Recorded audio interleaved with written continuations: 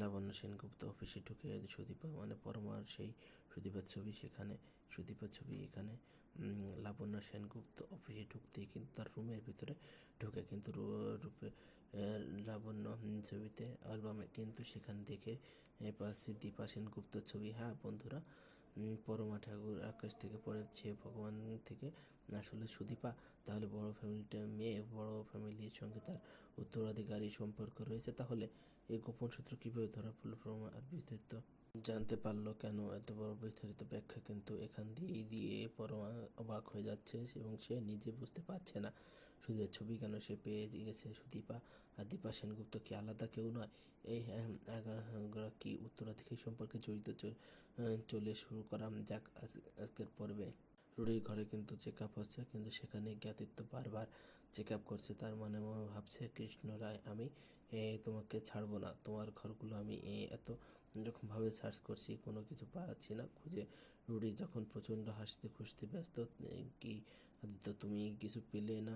তুমি পাবে না কিছু আদিত্য, তুমি কিছু পাবে না। তখন আদিত্য খাতায় মনের পাতায় কিন্তু গভীর হারিয়ে যাচ্ছে। কৃষ্ণ রায়, আমি তোমাকে জবাবদিহি না করিয়ে আসল সত্যটা ফাঁস না করা পর্যন্ত আমি ক্ষান্ত হব না। এই বলে কিন্তু আদিত্য মনের গভীর হারিয়ে যেতে শুরু করে দেয়। কিন্তু কোনোভাবেই রুডির বাড়িতে কোনোরকম কোনো কিছু পাওয়া যায়নি সন্দেহ করার মতো কোনো কিছুই পাওয়া যায়নি। অন্যদিকে আমরা দেখতে পাচ্ছি মেডিকেল স্টুডেন্টরা প্রচণ্ড রকমভাবে কিন্তু সেখানে একবার আন্দোলন গড়ে তুলেছে। কৃষ্ণ রায়কে অ্যারেস্ট করা যাবে না। সেখানে কিন্তু রুডি চলে আসে এবং রুডি সুদীপ সত্যি সেই পুলিশের কাছেই বাধা দেওয়া হচ্ছে। তখন সুদীপে তার বিরুদ্ধে প্রতিবাদ শুরু করে দেয়। এদিকে স্যার চলে আসে। তিনি নিজ হাতে বলতে লাগে, সুদীপা তোমার কৃষ্ণ স্যারকে কীরকম হ্যারেস করার হচ্ছে এখানে। সুদীপ বলতে লাগে, না স্যার ভুল করছেন, আপনি ভুল করছেন। কেননা পুলিশের কাছে বাধা দেওয়া আমাদের দায়িত্ব কর্তব্য মধ্যে পড়ে। কোনো কর্তব্য আর কৃষ্ণ রায়কে দিয়ে একান্তই নির্দোষ হন তাহলে সমস্যা নেই, ওনাকে তো পুলিশ এমনি ছেড়ে দেবে। সেক্ষেত্রে আমাদের এটা করা কি এরকম কিছু সে কিন্তু আর অটোমেটিক একেবারে পুলিশের বিরুদ্ধে একেবারে আন্দোলনে ব্যস্ত হয়ে পড়ে।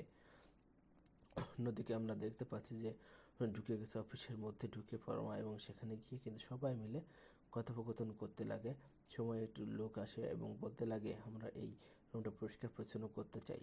তখনই সেখানে পরমা কি বলে কিছুই বুঝতে পারে না। তখন সে ঠিক সে সমস্যা নেই, আমরা যদি তোমার রুম পরিষ্কার করতে চাও তাহলে কাজের খোঁজে এসে যাও, আমি কাজ চালিয়ে যাও।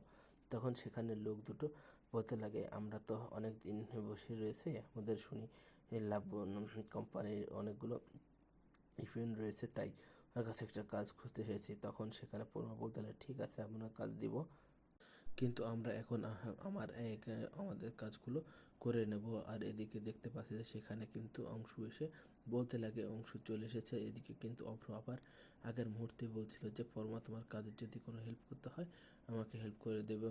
তুমি পরমা নীরব ছিল, নিথর ছিল, সে কিছুই বলেনি। এদিকে অংশু আস্তে আস্তে এগিয়ে আসে আর বলতে লাগে, এই কোম্পানি তো আমাদের নিজেদের ব্যক্তিগত কোম্পানি, তাই না? সেক্ষেত্রে আমরা তোমার হয়ে কিছু হেল্প করব, তোমার হয়ে কিছু কাজ দেব। তখন সেখানে এরকম কথোপকথন মুহূর্তেই কিন্তু সেখানে টিনা বলতে, আচ্ছা পরমা তুমি না আমাদের কাজগুলো করে নাও, আমি এসেছি এই বললে কিন্তু সেখানে টিনা চলে যায়।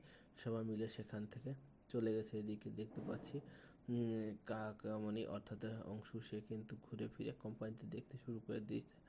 মানে ভাবতে লাগে যে এই কোম্পানিটা চলবে, আমি তো এই ডাইরেক্টর, আমি এত কিছু করব, আমি মানুষ দ্বারা কোম্পানি চলে নাকি? এ কোম্পানি তো আমার হবে, আমার তো কোম্পানিকে। তখন পরমা আস্তে আস্তে এটা ফাইল পাশে এগিয়ে আসে এবং মাথার বাজ পড়ার মতো শব্দে একটা আটকে পরমা আর এই ফাইলের মধ্যে বছর পুরনো ফাইল সুদীপার ছবি।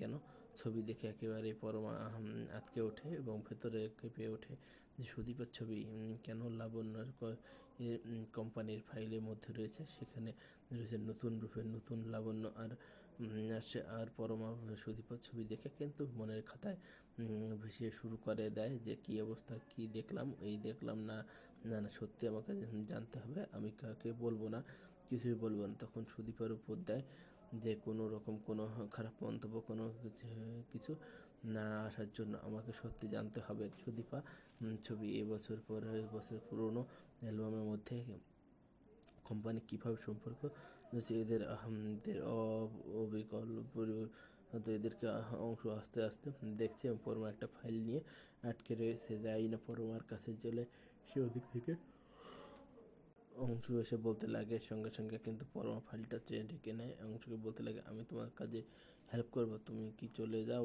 শরীরটা ভালো না, চলে যাও। তখন বাড়ি চলে যাই, এই কাজে কিছুটা হেল্প করে দেয়।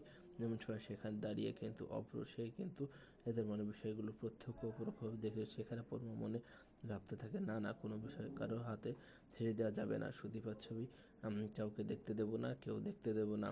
এই সময় পরমা কিন্তু বলতে লাগে না না কারোর হেল্প করার লাগবে না, করতে হবে না, আমি কাজ আমি করে নেব, আমি নিজের মতো করে নেব, আমি নিজের মতো করেই বলে অংশুকে একেবারেই রাগিয়ে দেয়। তখনই অংশু বলতে লাগে এই প্রতিশোধ, এই অপমানের প্রতিশোধ আমি নেব, কিন্তু এখান থেকে চলে যায়। আর ওদিক থেকে দেখতে পাচ্ছি অভ্র কাকামণিকে নিয়ে বাইরে বেরিয়ে যায়। এদিকে পরমা নিজেই মতো করে কিন্তু ছবিগুলো দেখতে থাকে আর বারবার মনের খাতায় ভেসে উঠতে থাকে সুদীপা কত বড় ফ্যামিলি, কত বড় উত্তরাধিকারী মেয়ে। তুমি বুঝতে পেরেছো, একদম সুদীপার সাথে দীপা সেনগুপ্ত মির একেবারে স্পষ্ট দেখতে পাচ্ছি যে আমরা সত্যি জানতে হবে, আমাকে সত্যিটা জানতে হবে। অন্যদিকে আমরা দেখতে পাচ্ছি স্টুডেন্টরা এই পরিমাণ মাথায় তা পাক দিয়ে আদিত্যের বিরুদ্ধে পুলিশ অফিসারের বিরুদ্ধে পরিমাণ আন্দোলন শুরু করে দিয়েছে। সুদীপা তখন সেখানে গিয়ে বলতে লাগে না আমার কেউ পুলিশে বিরক্ত করবে না, কেউ করবে না।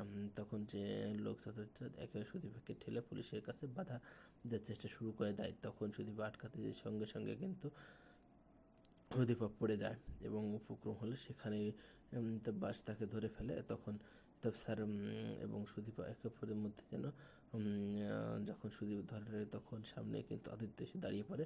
পুরো বিষয়টা পরিস্থিতি কিন্তু আদিত্যের চোখের সামনে, আদিত্যের চোখে একবার ছানা পড়া হয়ে যায়। আর সে স্যারের সঙ্গে একসঙ্গে এদিকে সুদীপ উঠে দাঁড়িয়ে আছে, মনে মানে ভাবতে লাগে মিস্টার চৌধুরী আপনি এবার ভুল বুঝবেন, আমার আবার আপনি ভুল বুঝবেন না তো, দেওয়া যাবে না ঋতব স্যারের সঙ্গে এরকম ভুল বুঝতে দেওয়া যাবে না।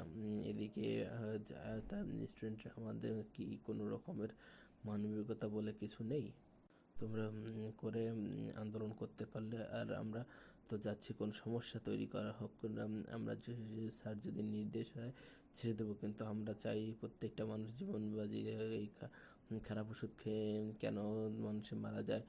কৃষ্ণ রায় স্যার বাড়িতে আমরা সন্দেহজনক অনেক কিছু পেয়েছি, সেগুলো আমরা পরীক্ষা নিরীক্ষা করব, তারপর আমি আপনাদেরকে বুঝিয়ে বলবো। তখন অন্য ব্যস্ত হয়ে রয়েছে, তো কেউ মেডিকেল স্টুডেন্ট আমাদের মধ্যে কি কোনো রকম জেনারেল ইন্টারেন্সে রুডি এগিয়ে এসে বলতে লাগে আমি অভিভাবক, আমি তোমাদের অভিভাবকের মতোই বলছি, প্লিজ এই আন্দোলন থামাও, যদি অন্য না করে তাহলে আমাকে পুলিশ অফিসার ছেড়ে দেবে, কিন্তু প্লিজ তোমরা বিরুদ্ধে কোনো রকম আন্দোলন করো না, আমাদের কোনো আন্দোলন করো না। এই বলে কিন্তু রুডি তার সঙ্গে সেখান থেকে চলে যায়। এদিকে সুপা বলতে লাগে মনে মনে পাতা ভেসে সত্যি আমাকে এই অবস্থায় দেখে মিস্টার চৌধুরী কোনো রকম আমাকে নিয়ে ভুল বোঝাবুঝি। অন্যদিকে আমরা দেখতে পাচ্ছি পরমা আবার কিন্তু ফাইলে ঘেটাঘুটি করছে, বারবার প্রত্যেকটা ফাইল কিন্তু সুদীপার ছবি সে পাচ্ছে, সুদীপার ছবি বারবার সেখানে। পরমা তখন অবাক হয়ে সুদীপা তুমি বড় ফ্যামিলি উত্তরাধিকারী, কিন্তু আমি কিছু বুঝতে পারছি না, কিন্তু এত পুরোনো ফাইল তোমার ছবি, কিন্তু এদিক দিয়ে ওই নেই অভিজ্ঞতা তোমার মতো, কিন্তু জানতে হবে যে আমাকে বুঝতে হবে, আমি কিছু বলবো না, আমার এই গভীর রহস্য সন্ধান করতে হবে। এই বলে